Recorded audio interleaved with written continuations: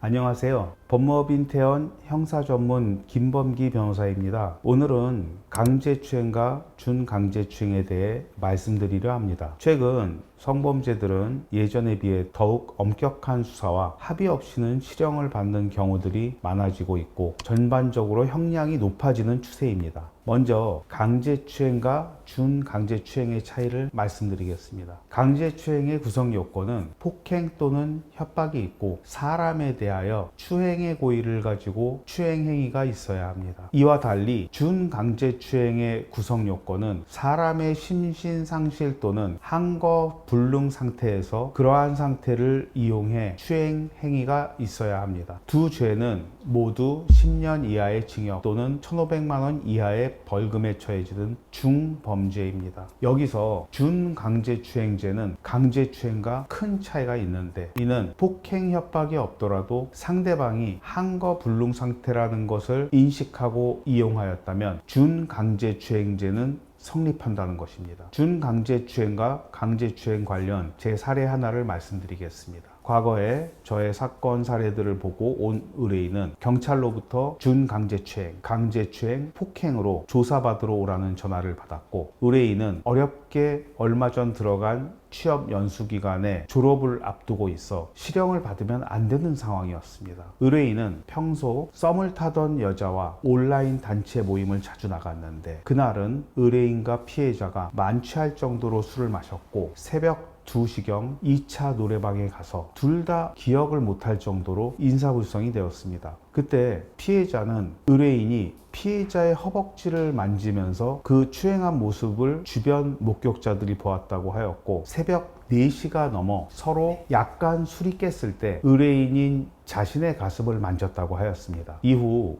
택시를 타고 헤어질 때 의뢰인은 피해자를 키스하려다 실패하였고, 이때 어깨를 강하게 밀쳐 피해자는 폭행도 당하였다고 하였습니다. 저는 우선 의뢰인과 상대방이 그나마 기억하고 있는 폭행 부분에 대해서는 합의를 하는 것이 좋다고 보았고, 준강제추행에 대해서는 목격자가 직접 수사기관에 진술하지 않은 점, 목격자 진술을 전달받은 피해자가 그 피해 과정을 구체적으로 진술하지 못한 점, 의뢰인도 만취하여 피해자가 만취한 상태를 인식할 수 없었던 점 등을 주장했으며, 강제추행에 대해서는 피해자가 고소하기 전에 의뢰인에게 언급하지 않았던 내용들을 고소할 때 처음 얘기를 했던 사실이 있고, 피해자의 피해 부위 진술이 일관되지 않은 점들을 주장하며 변호하였습니다. 결과적으로 폭행 혐의에 대해서는 합의하여 피해자가 처벌 불원서를 제출하였고, 준강제추행과 강제추행은 혐의를 입증할 증거가